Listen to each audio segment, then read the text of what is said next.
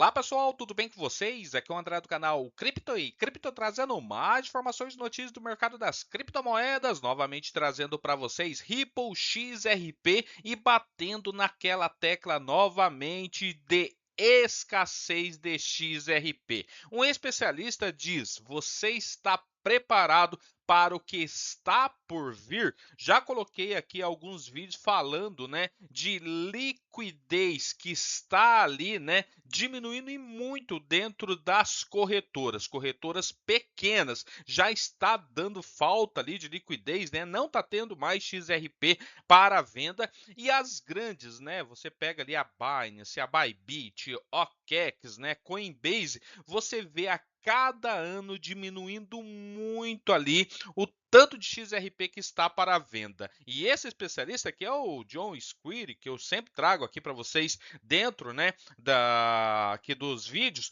Ele colocou um vídeo ali falando sobre essa escassez de XRP que está para acontecer cada vez mais rápido. A liquidez, muitas vezes, ele determina a intensidade e a suavidade com que os mercados de criptomoedas se movimentam. E o XRP agora está no centro, desse debate renovado sobre se sua oferta disponível real corresponde ao que os trades veem no registro. À medida, que as estruturas de mercados evoluem e mais ativos passam para a custódia institucional, analistas questionam, cada vez mais se os dados de circulação pública contam toda a história. E essa conversa, pessoal, se intensificou, como mostra aqui na matéria, depois que o John Squire compartilhou uma publicação no X com um trecho da entrevista de Scott Melker, que é um investidor, ali com Mark Yusko,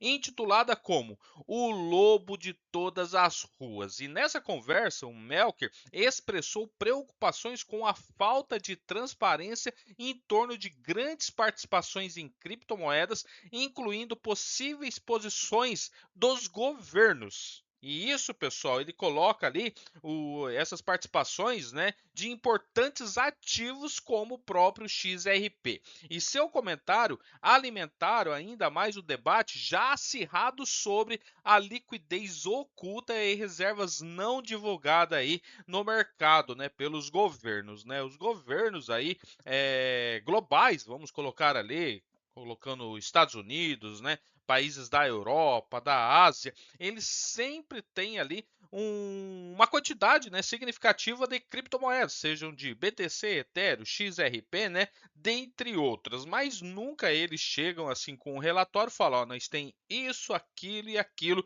de participações aí de criptos, E essa incerteza em torno dessas participações governamentais e institucionais trouxe o Melker, que enfatizou uma questão crucial que molda então a atual incerteza do mercado. Ninguém sabe ao certo quanto de criptomoedas os governos ou grandes instituições detêm. Ele observou que os investidores ali não possuem dados verificados sobre potenciais estoques estratégicos, em diversos ativos, como eu mencionei, incluindo BTC, Ethereum, Solana, Cardano e XRP. Essas reservas estratégicas que no ano passado, Donald Trump colocou que o próprio Estados Unidos iria fazer uma reserva ali de BTC, Ethereum, XRP, Solana e ADA Cardano, E aqui, pessoal, ele coloca essa falta, de visibilidade, importante, porque a precificação do mercado depende muito aí de suposições sobre a oferta que está em circulação aí de cripto, principalmente do XRP. Quando grandes detentores operam fora de estruturas de relatórios transparentes, os investidores precisam o quê? Estimar a liquidez em vez de medi-la com precisão. E esse risco de estimativa aumenta a volatilidade quando ocorrem movimentos inesperados, E aqui eles colocam, especificamente para o XRP, essa preocupação se cruza com a discussão em andamento sobre o posicionamento da institucional, das instituições de longo prazo e as participações relacionadas ao ecossistema que pode não estar em circulação ativa nas bolsas aí, né, nas exchanges, tá? O XRP mesmo, pessoal, opera sob uma estrutura de fornecimento única em comparação com a maioria dos ativos digitais. Como mostra aqui, tá? A Ripple, ele libera o XRP do sistema de custódia em quantidades controladas para dar suporte à liquidez e aos desenvolvimento ali do ecossistema, e esse mecanismo ele proporciona previsibilidade, mas também introduz complexibilidade quando os analistas tentam então calcular a oferta disponível ali em circulação em tempo real, tá?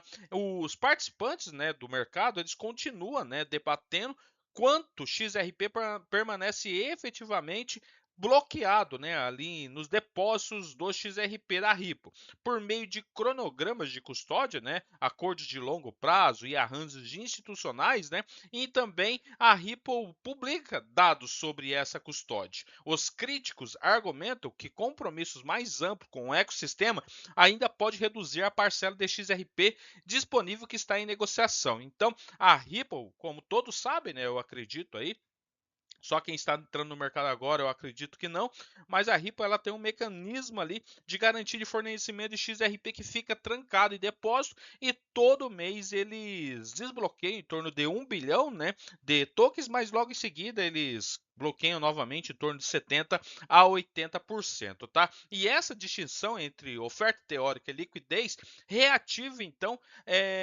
uma grande parte da especulação atual em torno de uma possível escassez de oferta. Daí entra o que eu falei ali no começo do vídeo, tá? As reservas de XRP nas exchanges, tá? Essa restrição de liquidez disponível, que as condições mais amplas do mercado neste ano de 2026 também contribui para as preocupações com ofertas. Ó, as reservas de XRP, então, nas exchanges, diminuíram em vários ciclos observados. Então, de ciclos para cá, vem diminuindo, né, a quantidade de XRP nas corretoras, sugerindo então que os detentores estão cada vez mais transferindo, né, tokens para armazenamentos offline ou custódia institucional em vez de mantê-lo disponível ali dentro das corretoras para negociação.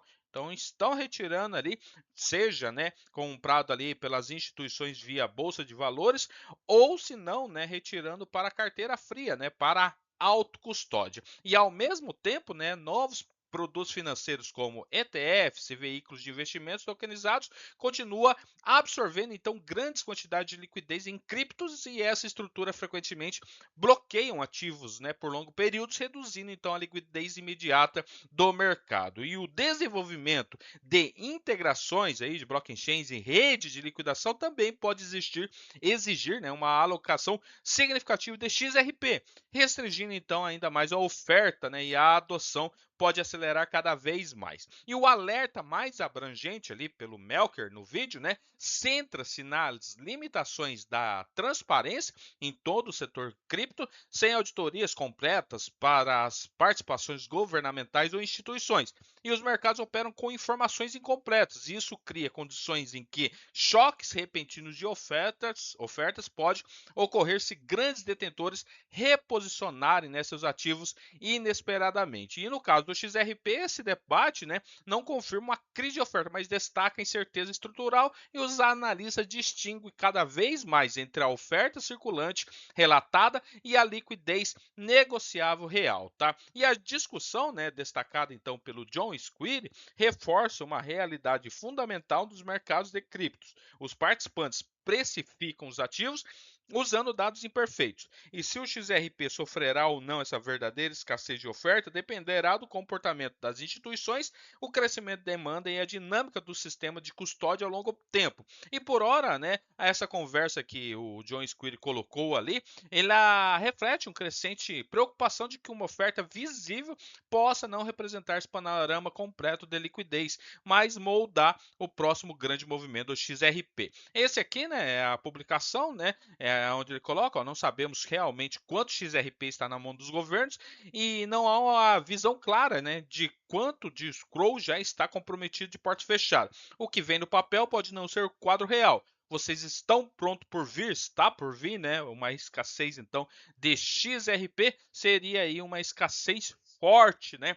Desde os ciclos anteriores e agora, principalmente com reservas dos governos e instituições comprando, né, para fornecer para os seus clientes, poderá aumentar ainda mais aí a falta de XRP em corretoras. Beleza, pessoal? Valeu, até mais. Tchau, tchau.